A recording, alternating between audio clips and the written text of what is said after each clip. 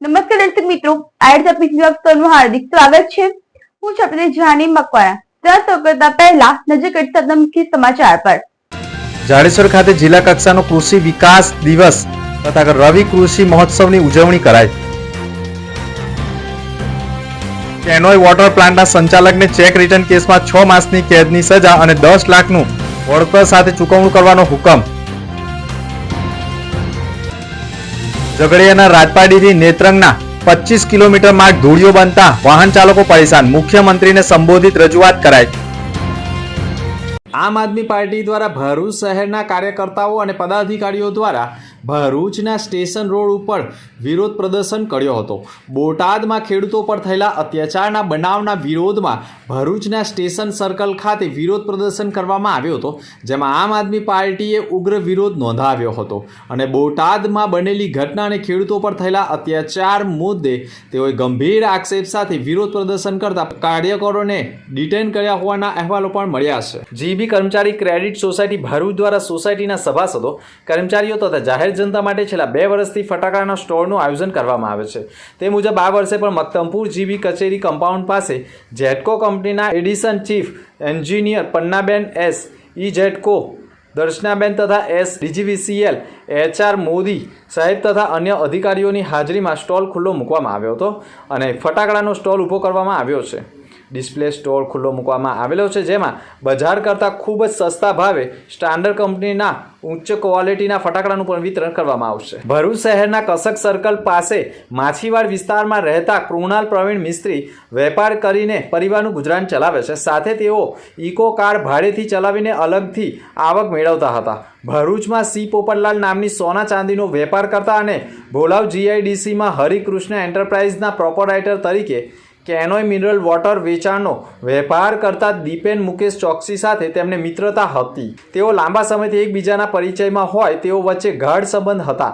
દરમિયાનમાં વર્ષ 2019માં જુલાઈ મહિનામાં દીપેને તેમને કહ્યું હતું કે પાદરાના રૂપેશ નામના એક સોના ચાંદીના વેપારીને 4 લાખ રૂપિયા ચૂકવવાના છે, તેમજ તેને પોતાને પણ 1 લાખ રૂપિયાની તાતી જરૂરિયાત છે, જેના કારણે કૃણાલ મિસ્ત્રીએ મિત્રતામાં તેની સ્થિતિ સાંભળીને મદદરૂપ થવાથી ભાવનાઓથી તેની પત્નીના ખાતામાંથી ચેક થકી 4 લાખ તેમજ 1 લાખ રોકડા આપ્યા હતા। દીપેને 1 વર્ષ એટલે કે જુલાઈ 2020 સુધીમાં રૂપિયા પરત કરી આપવાનો વાયદો કર્યો હતો। 1 વર્ષ પૂર્ણ થયા બાદ પણ કૃણાલ મિસ્ત્રીએ તેના રૂપિયા પણ માંગતા તેણે વધુ 5-6 મહિનાની મુદત માંગી હતી, જેના કારણે કૃણાલ મિસ્ત્રીએ મિત્રતાના ભાવે વધુ સમય આપ્યો હતો, પરંતુ રૂપિયા પરત નહીં કરતા આખરે સમગ્ર મામલો કોર્ટમાં પહોંચી જતા સમગ્ર મામલો ભરૂચ કેસ ચાલતા 138 હેઠળ કાયદેસર કાર્યવાહી થઈ હતી, જેમાં કોર્ટમાં કેસ ચાલ્યો હોય અદાલતે પણ ફરિયાદી કૃણાલ મિસ્ત્રીના વકીલ DG ઠાકોરની દલીલો અને પુરાવાને આધારે દીપેન મુકેશ ચોકસીને કસૂરવાર ઠેરવી તેને 6 મહિનાની સાદી કેદ સજા ફટકારી હતી। ઉપરાંત ફરિયાદ કૃણાલ મિસ્ત્રીને ચેકની બમણી રકમ એટલે કે 10 લાખ રૂપિયા વળતર પેટે ચૂકવવાનો પણ હુકમ કરાયો છે। કંસાઈ નેરોલેક કંપની દ્વારા સરકારી સાયન્સ વાગરા શાળાના પ્રોજેક્ટ સ્ક્રીનસેટ સાથે કોમ્પ્યુટરના સેટ, ખુરશી, 3 નંગ ક્લાસરૂમ ટેબલ, તિજોરી અને બાળકોને અત્યંત જરૂરી એવી 209 નંગ જી અને નીટની બુક્સ આપવામાં આવે છે। આ કાર્યક્રમની શરૂઆત દીપ જ્યોત કરવામાં આવી હતી અને મહેમાનોનું સ્વાગત કરવામાં આવ્યું હતું। મુખ્ય મહેમાનોએ બાળકોને માર્ગદર્શન આપ્યું હતું અને આગળ વધો તેવી શુભેચ્છાઓ પાઠવી હતી।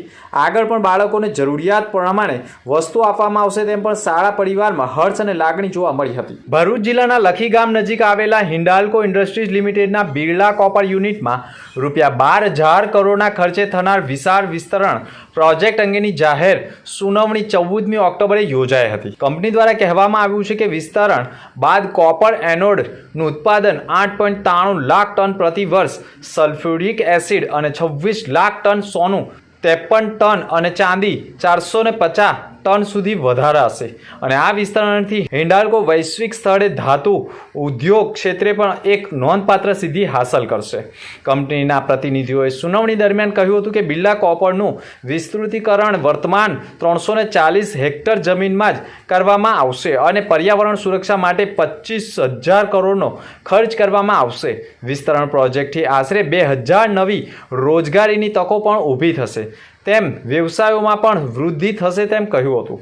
હિન્ડાલ્કો દ્વારા કુલ જમીનમાં 35% વિસ્તારોમાં ગ્રીન બેલેટ વિકસાવવામાં આવી છે અને વિસ્તરણ અંતર્ગત વધુ 85,000 વૃક્ષો વાવવામાં આવશે તેમ પણ કહ્યું છે. વિકાસ સપ્તાહની ઉજવણી અંતર્ગત ભરૂચ જિલ્લાના પ્રભારી મંત્રી કુંવરજી હળપતિની અધ્યક્ષસ્થાને BAPS સ્વામિનારાયણ મંદિર જાડેશ્વર ખાતે જિલ્લા કક્ષાનો કૃષિ વિકાસ દિવસ તથા રવિ કૃષિ મહોત્સવની ભવ્ય ઉજવણી કરવામાં આવી હતી. કાર્યક્રમમાં પ્રગતિશીલ ખેડૂતોએ પોતાના અનુભવ રજૂ કર્યા હતા તેમજ ખેતીવાડી વિભાગની વિવિધ યોજનાઓ હેઠળના 13 લાભાર્થીઓને ₹28.30 લાખથી વધુના રકમના સહાય ઓર્ડર એનાયત કરવામાં આવ્યા હતા. આ પ્રસંગે વિવિધ વિભાગોના 15 જેટલા સ્ટોલ મારફતે કૃષિ પ્રદર્શન પણ રજૂ કરાયું હતું. પ્રભારી મંત્રી કુંવરજી હળપતિએ પોતાના સંબોધનમાં કહ્યું હતું કે વડાપ્રધાન નરેન્દ્ર મોદીના પ્રેરણાદાયી જનસેવાના 24 વર્ષ પૂર્ણ થવા નિમિત્તે રાજ્યભરમાં વિકાસ સપ્તાહની ઉજવણી થઈ રહી છે.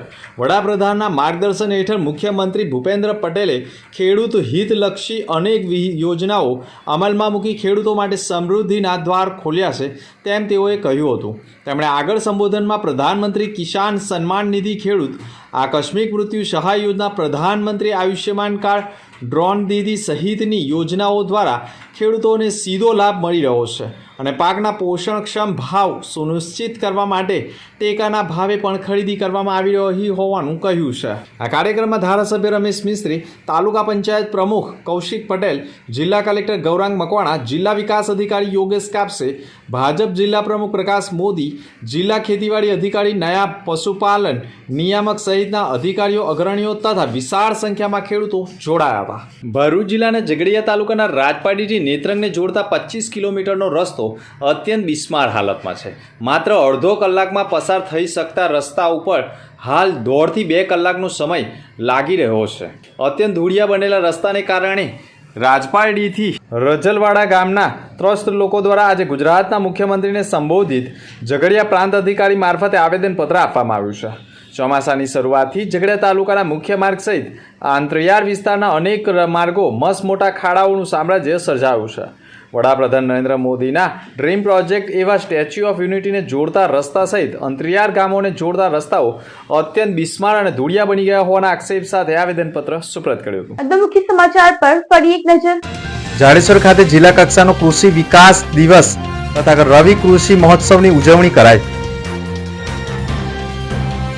કેનોય વોટર પ્લાન્ટના સંચાલકને ચેક રિટર્ન કેસમાં 6 માસની કેદની સજા અને 10 લાખનું વળતર સાથે ચૂકવણું કરવાનો હુકમ. ઝઘડિયાના રાજપાડીથી નેત્રંગના 25 કિલોમીટર માર્ગ ધૂળિયો બનતા વાહન ચાલકો પરેશાન. મુખ્યમંત્રીને સંબોધિત રજૂઆત કરાઈ. તો હતા તે સમાચાર. નવા સમાચાર ફરી મળીશું. નમસ્કાર.